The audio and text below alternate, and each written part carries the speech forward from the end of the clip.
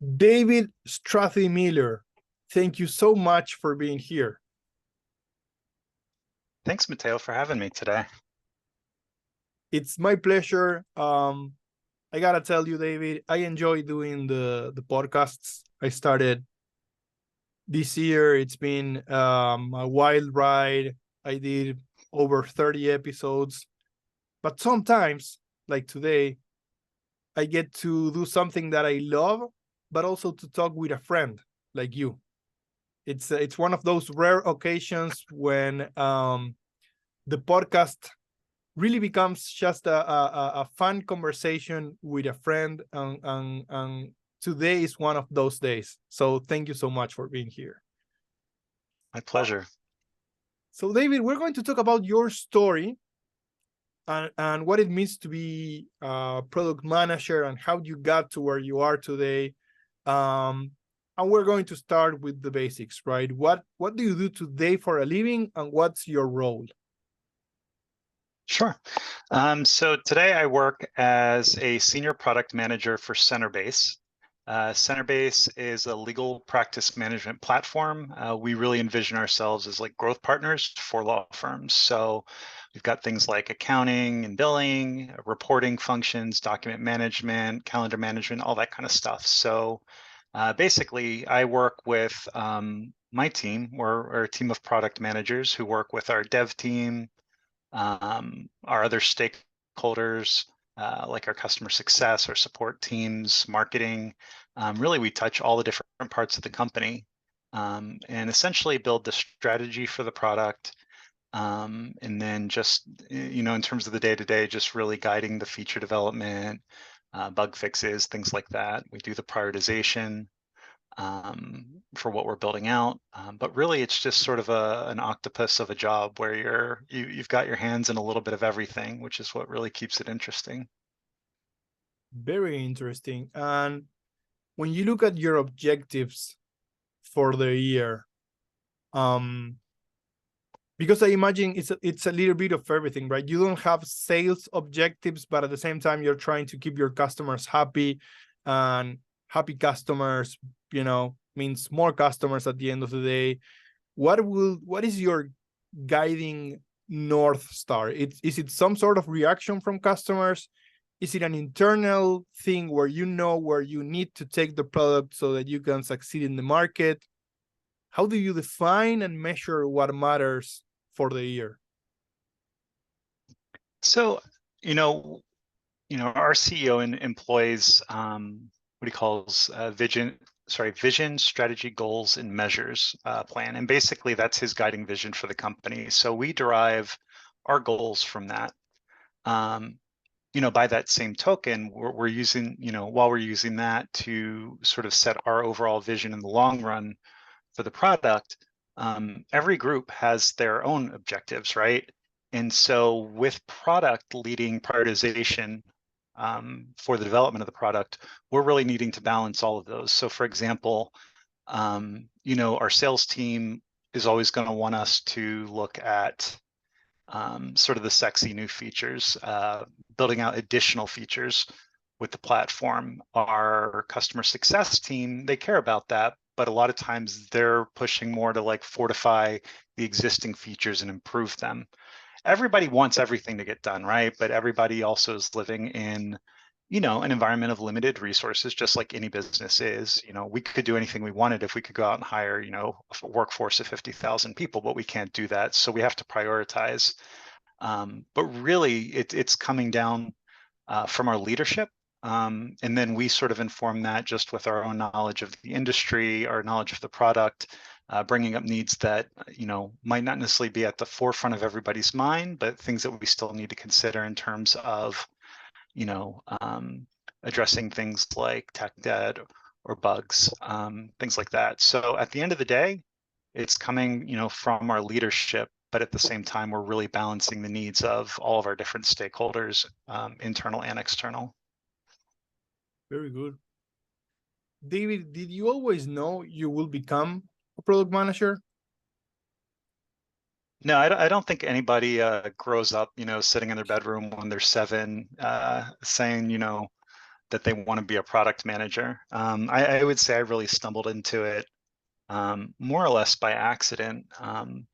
I was working, at a company a few years ago in default mortgage field services management, which is not really a tech job, but at one point I had moved up a couple times, and I was given a title that had product in it. I think it was senior manager of client product and implementations or something like that. And I didn't really know what product was. Like, I knew what a product was, but I didn't really know what product management meant at that point. I think honestly, a lot of people in the company were trying to figure out that at the same time, sort of trying to see, okay, is this, being a product-led company is seen as a positive thing, and I think they wanted to do that, but everybody was wrapping their heads around what that meant.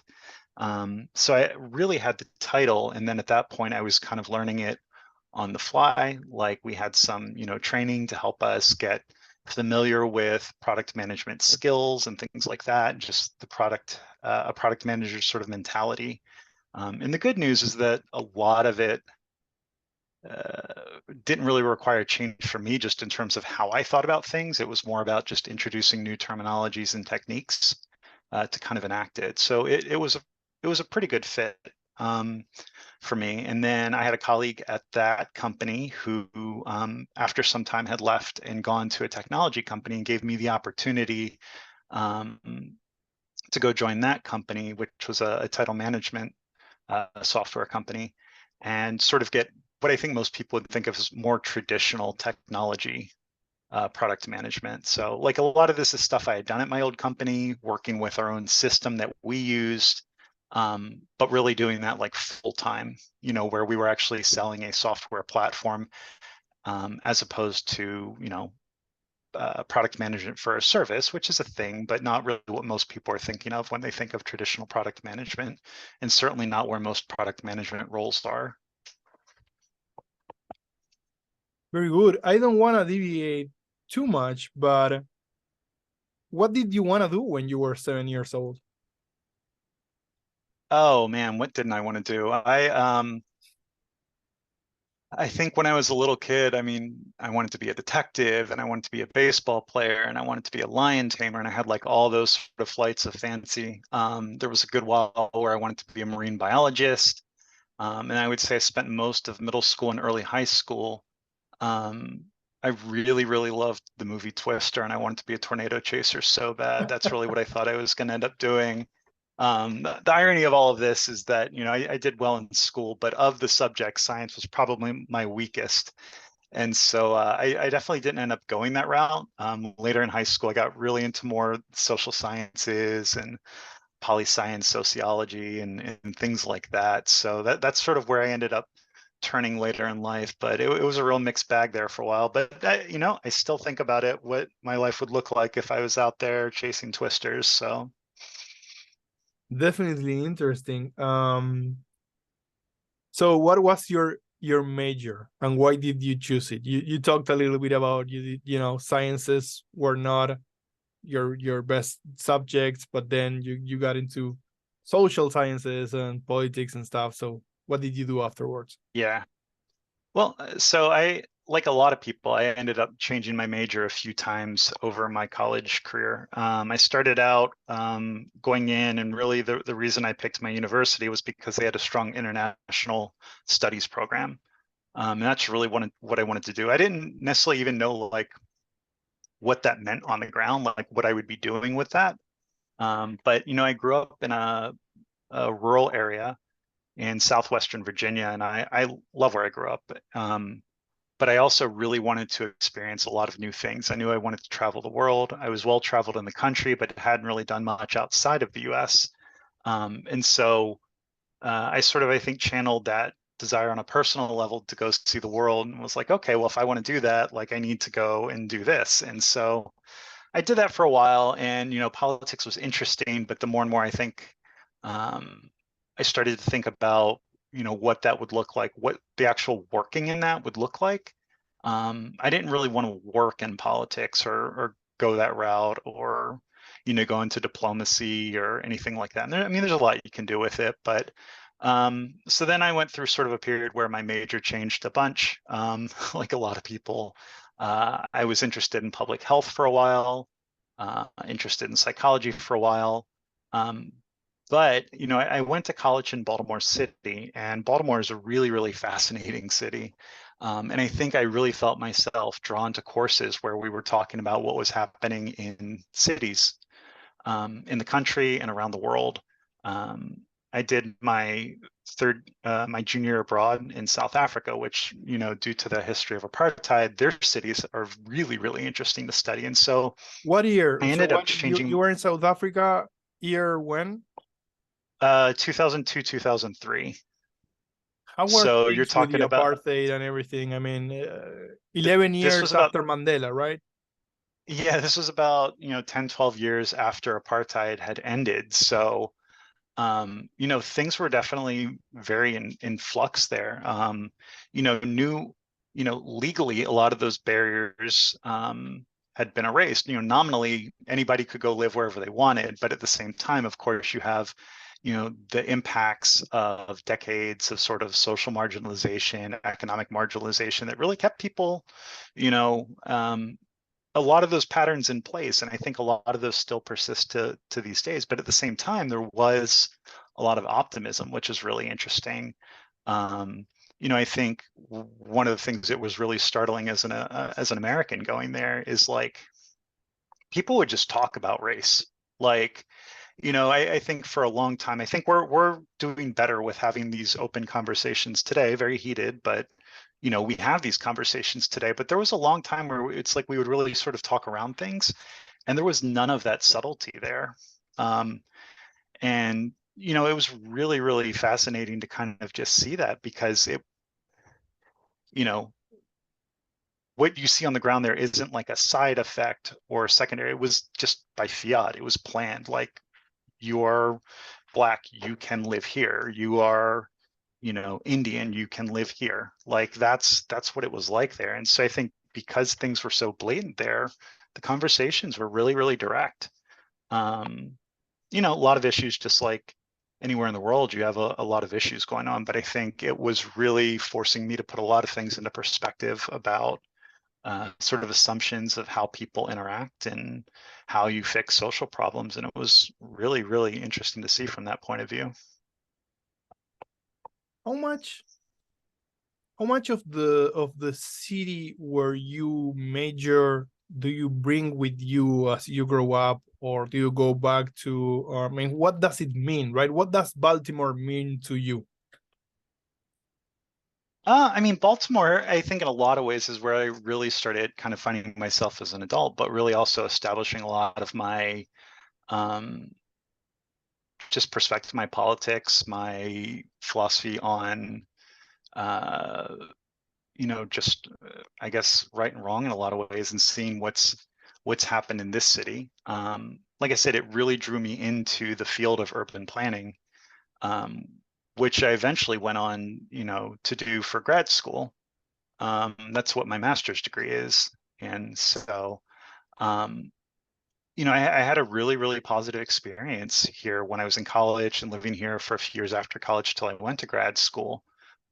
It's a really, it's a city with a very um, interesting history. It really, it's a much smaller city than it used to be, but it really, for a long time, was one of the major sort of forces, I think, in uh, the American economic engine, especially sort of post-war. I exist because of that. My grandfather was one of the many, many people who moved from Appalachia to Baltimore to work at what was at one point the largest steel plant in the entire world, that had like 50,000 people working there any given time, working around the clock. Um, you saw a lot of people make that migration, which people don't necessarily think about a lot today. But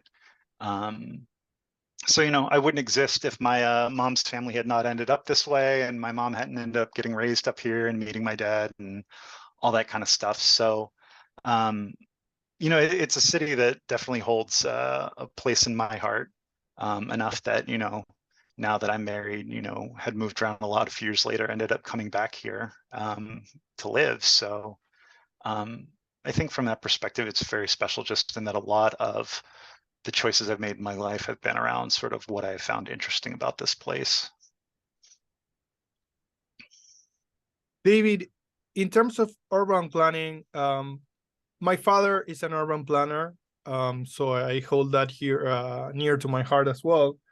And when you talk about it, and when I think of you as a product manager, I will say that there are skills you definitely utilize up to this day, right? I think about what you said about being an octopus and managing so many stakeholders, and that comes with urban planning, right? You have to keep in mind so many Absolutely. stakeholders. It's kind of crazy. It's the politics involved there. And also prioritization, the ability to just, decide from the million things you could do what's best. Do you think those are skills, and any other skills that come to mind that you realize you bring from there, and even if you are doing something different, you utilize today? Oh, absolutely. I think there was definitely a period of time once I had started working on product management, where I'd get real cranky every time I went to, pay my student loan for the month. And I'm sitting there going, I took out, all this money to go to grad school for this degree that I don't use. And it sort of clicked one day that at its heart, urban planning is just product management for cities. It's almost the same skill set entirely. Um, and I mean, you really hit the nail on the head. A lot of that is just you are dealing with tons of stakeholders who have different interests sometimes, and you have to negotiate that. You are prioritizing based on limited resources. You are thinking strategically, product management, just like urban planning, a lot of times it's more a game of chess than checkers, and you have to think about the long-term impacts. If we set this policy today, um, or if we, approve this master plan today, what does that look like 5 years out, 10 years out, 15 years out? We do the same thing with our features, right? When we're developing product, we have to think about, well, our customers are using reporting for this today, but down the road, as our company scales, what do we want this reporting function to look like? Are we still going to be building custom reports, or do we need to give customers the ability to do that themselves? So you make a lot of the same types of maybe the actual decisions themselves are a little bit different, but sort of the thought process, the big picture orientation, negotiating multiple stakeholders, dealing with limited resources, and really just a whole heck of a lot of soft skills. It's the same thing. What do you like the most about the role of being a product manager? For me, I really do. In a lot of ways, I very much am like a people person. And so what I like is that I am interacting with a lot of different people in my office, interacting with customers regularly. I enjoy that aspect of it. I like feeling like I'm influencing the direction of the product and the company as a whole. I enjoy having a seat at the table and getting to think about what the future can look like for our product. And I think also, a lot of it is just it's a lot of problem solving work, and I enjoy that.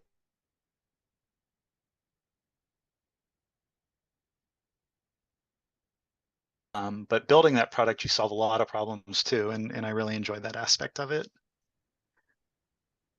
Very nice. And what do you like the least about it? I would say, I wouldn't say I'm a crazy perfectionist, but I am a bit of a perfectionist, and that can be hard sometimes because we always say in product that you have to ruthlessly prioritize, and a lot of times that means that you need to, I'm a resource too. All of us individually, we're resources, and sometimes you have to reallocate your resources. So you don't always have the luxury of working on something until every T is crossed and every I is dotted. Or a lot of times you're sort of leaving that to other people. In the case of the development, you're working with your stakeholders to make sure that those sorts of things get addressed. But sometimes you just have to move on. There's other stuff that's got to get done. So I think that just that a lot of times, sort of related to that, I guess I'd say is, you end up with a lot of jam-packed days. You're dealing with a lot of stakeholders. A lot of the product management role is communication. And so that means you're on a lot of meetings, particularly in this sort of era of work from home where, I can't walk 2 desks down and tap somebody on the shoulder and get a quick answer. That turns into a meeting, or it gets turned into a bunch of Teams chats or something like that. So because you're sort of being pulled in so many directions during the day, a lot of times it can be hard to find that time to do more focus work where you just need to sit down for 2 hours and not think about anything else. All that said, the quick pace of the job means that the days go by quickly too. So, I've never in my years of product management, I've felt a lot of emotions, but I've never been bored. That's a good thing.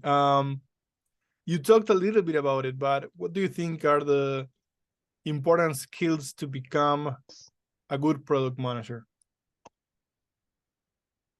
There are a bunch I'd look at. I think you sort of break it down into a couple ways of thinking about it, right? You have sort of your harder skills, things like data collection, data analysis, organization, planning, project management. You could even say a little bit of like sort of business acumen. I'd almost put in that harder skills category. Prioritization, a lot of it, I think a lot of times when people think about prioritization, they think of it as sort of this gut reaction thing, and it's not. There's methodology behind it. You have to look at sort of your resources. If you want to address this bug, how much effort's required for that? What's the trade-off on that? You're using data to drive a lot of that decision making. So in that way, I really think of it as much more of a hard skill. That said, I think a lot of that is stuff that can be learned. The stuff that I think is harder to learn, it can be learned, but a lot of it, I think you sort of just have to have some of it naturally comes more with the soft skills. You have to be able to exercise influence without authority. You have management level product management roles, but most product managers don't have a team that reports to them. You still have to be able to influence decision making. You have to be able to get people to do stuff for you to make it work, but you're not in a role where you can just tell somebody to go do it. So being able to exercise that influence without authority is really, really important. Listening. Not, when we talk to customers, for example, we're asking customers about their problems, but a lot of times we're not necessarily asking them. I mean, we want to know what they have to say, but we're also sort of trying to read between the lines to think of maybe problems that they're having that they don't necessarily even think of. We're trying to solve problems that they didn't know they had in some cases. Any sort of communication, verbal communication, written communication, graphical communication, so much of this job is communicating. That's a huge part. Negotiation. We're always talking about trade-offs. How can we sort of maximize the value to everybody? Because we exist in an environment of limited resources, to some degree, making these choices, it ends up being a zero-sum game. And sometimes when you make a choice that's going to benefit someone, somebody else has to lose out. So you have to be able to like message that. You have to be able to figure out other ways to sort of, address that with maybe parties who lost out on one decision. How can we help them solve a different problem, or how can we make sure that they're still getting taken care of? At the end of the day, it all comes down to the customers and making the customers happy and delivering a product that, that solves their problems. But we have different kinds of customers. Just with Centerbase, for example, we serve mid-sized law firms. So some of them are practicing in certain areas. Like we have some where they practice insurance defense law. There's a lot of there's a certain way of billing that those firms alone will use, and it requires a lot of effort for us to develop that. And we want to do that because that's a segment that's very important to our business. But at the same time, that means we're not spending development time working on maybe tools for, say, a firm that's more in other types of litigation, for example. So how do you kind of watch out for everybody is a big part of it too. all that I'm going to add sort of an asterisk here, because I think also some of it is beyond just skills, but it's also just sort of a way of thinking. And I think one thing that's really, really important with product managers is you have to be curious. So, Simon Sinek talks about the 5 whys, where, basically you ask somebody a why question and they give you an answer, and then you just say why again. You do this 5 times, and the idea is that by the time you get to the 5th why, you're sort of at the root cause of the problem or whatever you're sort of talking about. And so I think being able to come in, being curious, having a big picture orientation, those are things that I think tend to be more just attributes of somebody's personality that can serve them really, really well.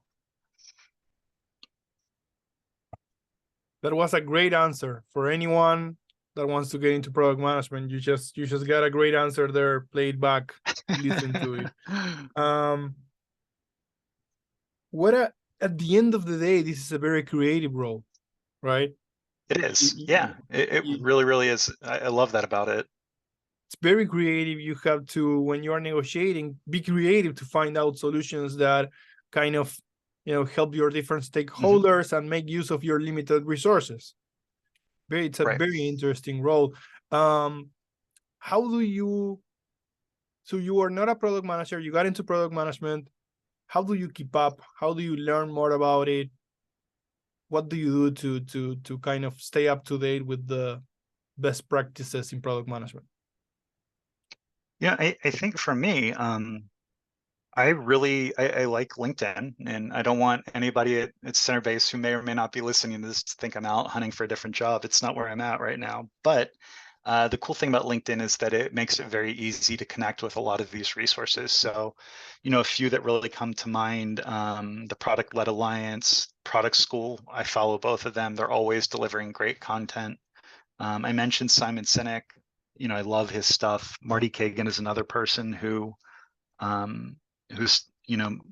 posts I follow on LinkedIn. There's so much on there, and I think that really just because technology is moving so fast, like there are books and stuff like that, of course, but at the same time, you're getting sort of the most up to date, most hot off the press sort of thought leadership following on something like LinkedIn. So that's what I always recommend to anybody who's interested, is just go on LinkedIn and find all these product groups, join different product groups if you have chapters in your area of product managers, different groups like that.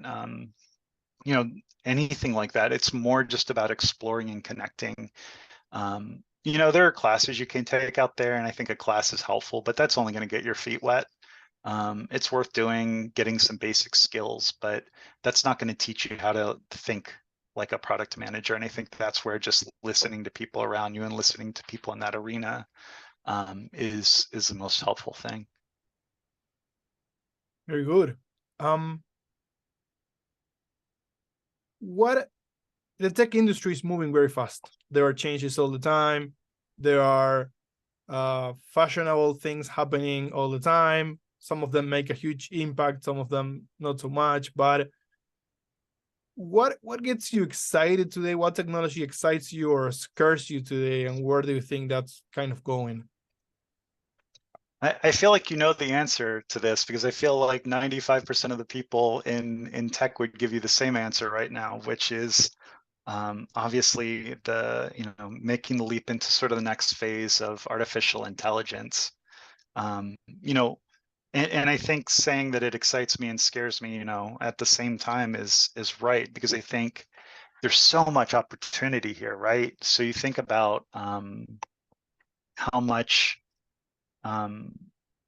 effort has to go into like generating content, for example. But at the same time, I think creativity is something that we've always sort of cherished as being an innately human thing. And so I think seeing something like AI dipping its toes into generating what we think of as creative content, it does make a lot of people nervous. But there are also a lot of very practical applications for this that have the ability to make people's lives much easier. So I think that's where you get this sort of, it's exciting, but it's scary at the same time. We talk about, opportunities in our own platform. How can we summarize information? How can we use AI to do that? That's a huge benefit for lawyers. That's not work people are wanting to do. It's tedious. It takes a long time. So you've got sort of that use case on the one side, like, okay, this is great. This can help make information more accessible, more easily available. It saves people time. But at the same token, then look what's just been happening in Hollywood with the writer's strike, where they have concerns too. Like, we want to make sure our, material that we have written isn't being fed into, AI tools to essentially take our jobs away from us, which is a totally legitimate concern. So, I think with any big technology that's sort of, coming into fashion, there's always that benefit, but that scary aspect too. And a lot of it just really goes down to like, what are the choices that we make in terms of how we use it? Like, you're always going to have bad actors doing, shady stuff. But, I just hope that we can find a way to kind of do this, so that on the whole, we're doing this in like an ethical way, and we're doing it in a way that, benefits everybody. And sort of, in my wildest dreams, I think we also would love the idea of going, down to a shorter work week, because we have technology picking up a lot of the heavy lifts. So is that where we start going with this sort of technology? Maybe, I don't know. So it's at the end of the day, I think it's really just sort of all in what we do with it. There's the Yeah. scary stuff, the privacy concerns, the labor concerns, but there's a lot of opportunity here too. So I just hope we're all out there making good choices. We live in interesting times.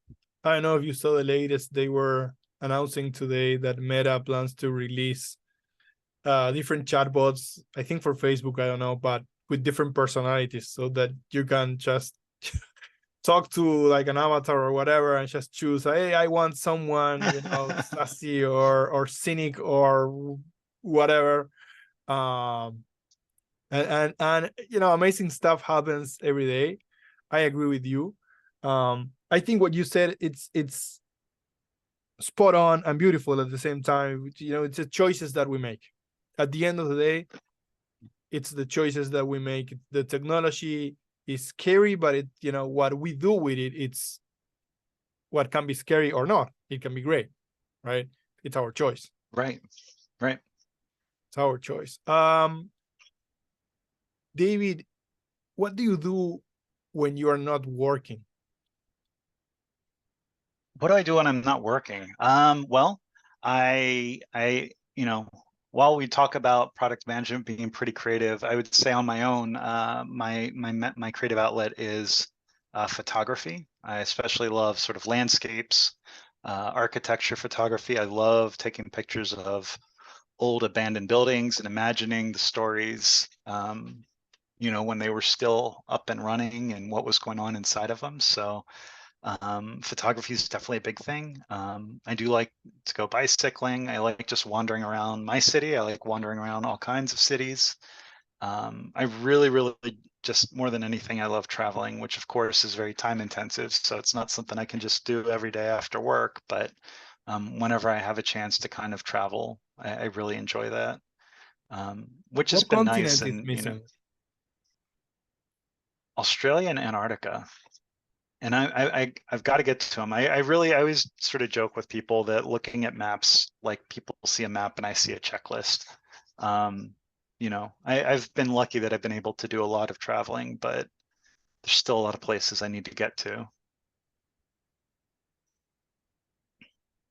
But you've been to a lot of places.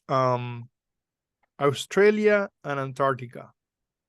And Yeah. You've been to the Arctic already. Yeah, last year it's funny you bring that up. Last year a few years ago I was looking at a map and I just sort of got this idea in my head, like, I've been to the Atlantic, I've been to the Pacific, I've seen the Indian Ocean, how can I get to the Arctic Ocean? Can you even drive there? And there's a place in Alaska where technically the road goes there, but I think like the last few miles of it are private, so you can't really drive right up to the ocean. But there is a road in Canada where you can drive all the way to the Arctic Ocean. And so for a few years, I really wanted to do this trip. I'd sort of seen pictures. I think I'd always sort of thought of the tundra as being like pretty bleak, but it's actually really, really beautiful. Just, there's life there, just very different looking, more like lichens and mosses than big trees or anything like that. But I got my old grad school roommates to go in, and last summer we got a rental and we drove the Dempster Highway all the way up to the Arctic Ocean. That was pretty cool. And we got really, really lucky on weather. Actually, the day we were there, this maybe is actually a little scary that it was this warm, but it was about 70 degrees and not a cloud in the sky. And we're just sitting there walking, stepping our feet into the Arctic Ocean. So that was pretty, very memorable trip. That's beautiful. And when we travel, we say that it's like 3 moments where you enjoy traveling: getting ready for it, the actual travel, and remembering it. Do you have a special way of going about any of those 3 major moments about traveling? I think I do travel differently, depending on, whether I'm traveling alone, which I actually recommend. I think traveling alone can be a great experience. But if I'm traveling, with my family, or if I'm traveling with, friends, those are all sort of different experiences. It depends on the kind of place you're going to, if it's going to be a, jam pack every day, or if it's more about soaking in the vibe. I will say, as I've gotten older, I've enjoyed sort of just more experiencing the atmosphere of a place, and it's less about hitting every single, attraction the city has, and it's more about, just wandering around through the streets, walking around at night, seeing what the city's like, going into all sorts of different neighborhoods. Um, I think Tokyo is like a great example of this. I was traveling for work a few years back to the Philippines, and I had an overnight layover in Tokyo.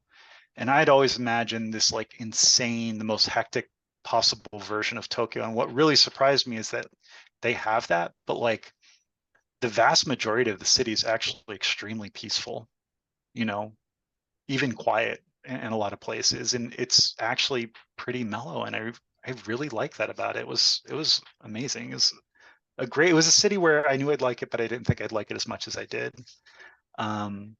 Did you But go then I to think, one kind of of going back those to your, midnight? oh, Did you go to one of those midnight? I'm watching a series in Netflix. There's like a midnight uh, dinner or something. Like they work so much that they go out of work late and then they go uh, inside and there's this guy and they have the bar and he serves like ramen and other stuff.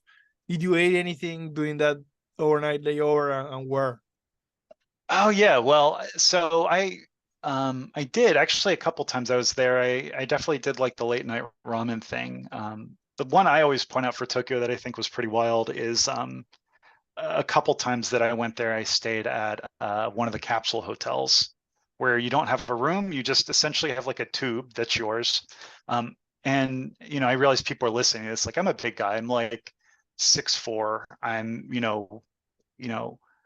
probably a bit above average build. So like I wasn't even sure that I'd be able to sleep in one of these places, but yeah, no, it was actually pretty comfortable. And you have like a little TV, little radio.